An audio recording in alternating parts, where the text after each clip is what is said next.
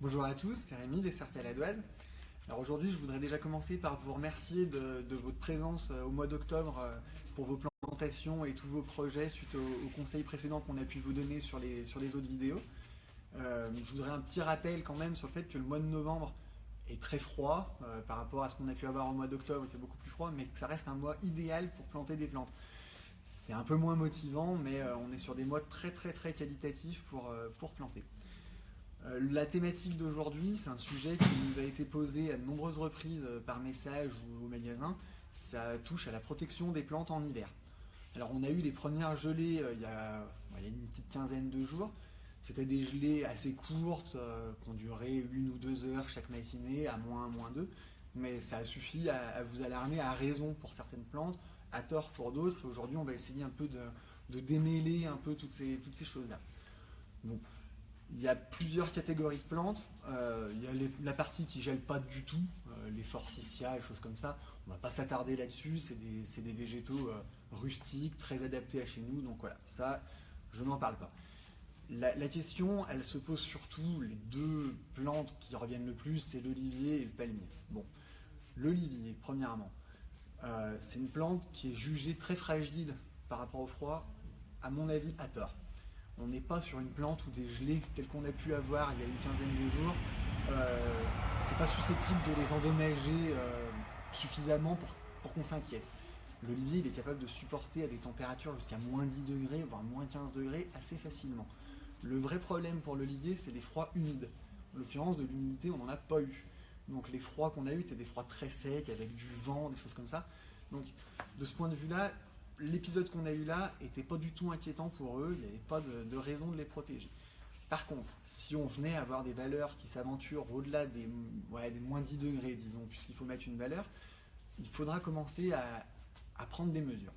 La première mesure à laquelle on pense, c'est le voile d'hivernage. Alors moi, j'ai un cheval de bataille en ce qui concerne le voile d'hivernage, pardon. Je trouve que ça sert à rien. Enfin, ça sert pas tout à fait à rien, mais vraiment dans des cas très très précis.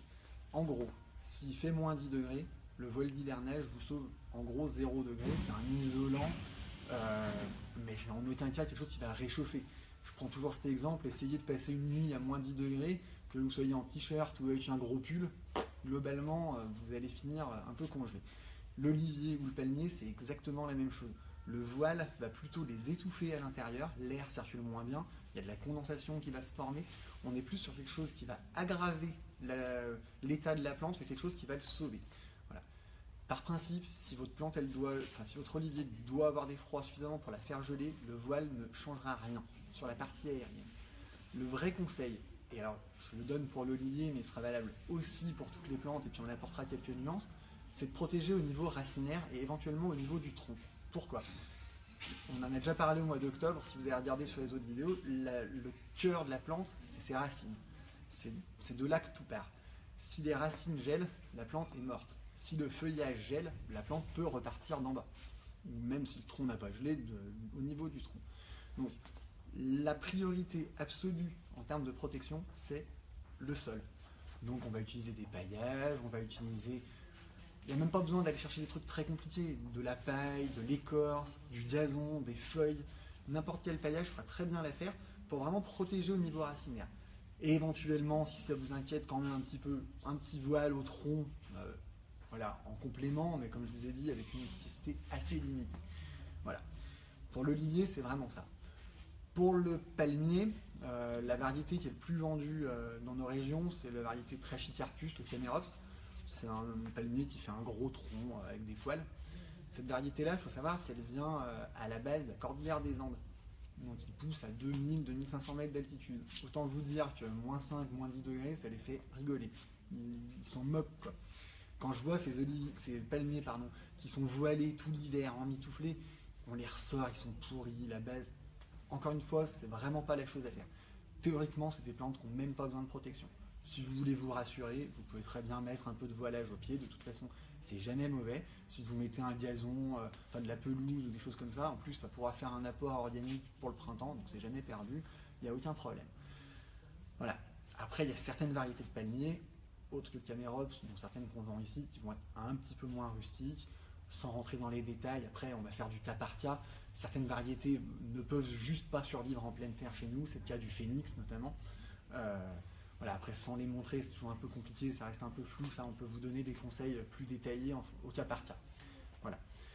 Après il y a un troisième point qui revient vraiment très souvent, c'est sur les agrumes. Alors les citronniers, les mandariniers, toutes ces choses-là, c'est vraiment de la plante très méditerranéenne, très sensible au froid. Alors réellement un citronnier il est capable de survivre à des températures mettons entre -4 et -6 degrés. Quelque chose qu'on ne sait pas assez. Voilà.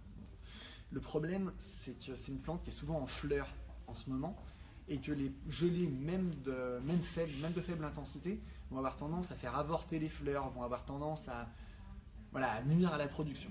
Donc là on se pose face à un problème qui est souvent un petit peu compliqué à résoudre dans nos régions. Est-ce que je le rentre ou est-ce que je le rentre pas? Parce que le laisser dehors, même avec un voile, avec tout ce que je viens de vous expliquer, vous ne protégerez pas au niveau des fleurs. Il faut savoir que les agrumes ont une grosse détestation des atmosphères intérieures. Souvent c'est trop sec, pour peu qu'on ait un chauffage au sol, ça défeuille très rapidement. L'idéal pour garder une agrume, c'est quelque chose qu'on n'a pas souvent au niveau des particuliers, c'est ce que j'ai sur ma droite, c'est des grands tunnels très aérés et hors gel. Voilà. Ça c'est l'idéal. En l'absence de ça, le conseil à faire, c'est on les laisse dehors. Là en ce moment, il n'y a plus de gelée la nuit, ils sont très bien à 1-2 degrés, ça pose aucun problème. On ne les rentre qu'en cas de gelée forte annoncée. Et on les ressort dès que possible. L'idée, c'est vraiment de les garder le moins longtemps possible en intérieur. Alors, je vais apporter encore une autre nuance. Le problème, c'est que si on a une gelée, par exemple, au cours du mois de janvier, assez forte et qu'on les rentre, et si on venait à avoir des pousses qui se forment un peu en intérieur, là le fait de les ressortir, les feuilles sont beaucoup plus sensibles. Donc là encore c'est un peu du cas par cas. C'est toujours un petit peu délicat de donner un conseil qui soit carré, clair, net, précis. Ça dépendra beaucoup de comment se passe l'hiver. Voilà. Ça c'est vraiment l'agrume, c'est vraiment la plante la plus compliquée à gérer au niveau des hivers. Puis après vous avez des plantes qui sont totalement gélives et vous auriez déjà pu avoir de la casse si vous ne les avez pas rentrées sur les épisodes qu'on a pu avoir donc avant la Toussaint. C'est le cas notamment de l'aloe qui est derrière moi, l'aloe vera qui est remplie d'eau. Alors pour de vrai, à -2, la partie aérienne gèle mais pas les racines, donc elle peut repartir du pied. Mais vu que c'est des plantes à pousse relativement lente, on conseille quand même plutôt de les rentrer. En plus elles tolèrent très bien d'être à l'intérieur, donc autant le faire le plus vite possible. Là je parle de l'aloe, mais ça s'applique aussi pour des cactés, ça va s'appliquer éventuellement pour des plantes vertes que vous auriez mis dehors. Voilà, toutes les plantes qui apprécient d'être à l'intérieur, ça sert à rien de jouer avec le feu en les laissant dehors et en regardant la météo, autant les rentrer dès que possible. Voilà. Une fois qu'on a dit ça, c'est très très général et c'est très dépendant des hivers qu'on peut avoir. Depuis 5 ans, il faut savoir qu'il n'y a pas eu un seul schéma d'hiver qui s'est reproduit d'une année sur l'autre. On a autant eu des hivers sans gel, donc quand c'est comme ça, il n'y a rien besoin de rentrer, à part les plantes que je viens d'évoquer. On a eu l'année dernière un hiver très chaud avec un épisode très froid, donc là c'est très difficile à gérer, on a de la végétation qui repart. Enfin, voilà. Donc il faut vraiment s'adapter au cas par cas et ne jamais prendre un conseil concernant la gestion de l'hiver comme une vérité générale parce qu'elle va vraiment être changeante par nature. Je conclus sur ce sujet-là, sur le voile d'hivernage quand même, je vous dis qu'il y avait une utilité. Laquelle ? En fait, il va servir dans le cas de petites gelées printanières principalement, notamment soit sur du potager, des salades, des choses comme ça. Quand on a -2 pendant 1 ou 2 heures, le voile il va quand même réussir à isoler suffisamment pour protéger. De la même manière, si on a un arbre, un olivier ou un autre arbre, peu importe, qui fait des jeunes pousses sur le mois d'avril et qu'on a des gelées tardives en mai, ça arrive assez fréquemment, là effectivement le voile ponctuel, en nocturne et jamais pendant plusieurs journées consécutives, va avoir un intérêt. Mais voilà. J'insiste vraiment, c'est vraiment un point qui me paraît très très très très important. Le voile d'hivernage sur plusieurs journées consécutives et à plus forte raison sur un hiver consécutif, ça ne sert vraiment à rien. Voilà. J'ai à peu près balayé tout le sujet. On reste bien évidemment à votre disposition si vous voulez nous envoyer des messages ou prendre des renseignements au magasin, il n'y a aucun problème.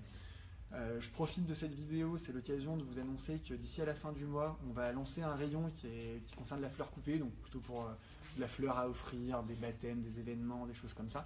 C'est quelque chose qu'on va mettre en place d'ici à la fin du mois, on vous en dira un petit peu plus. Et voilà, je vous remercie de m'avoir écouté, je vous souhaite une bonne journée.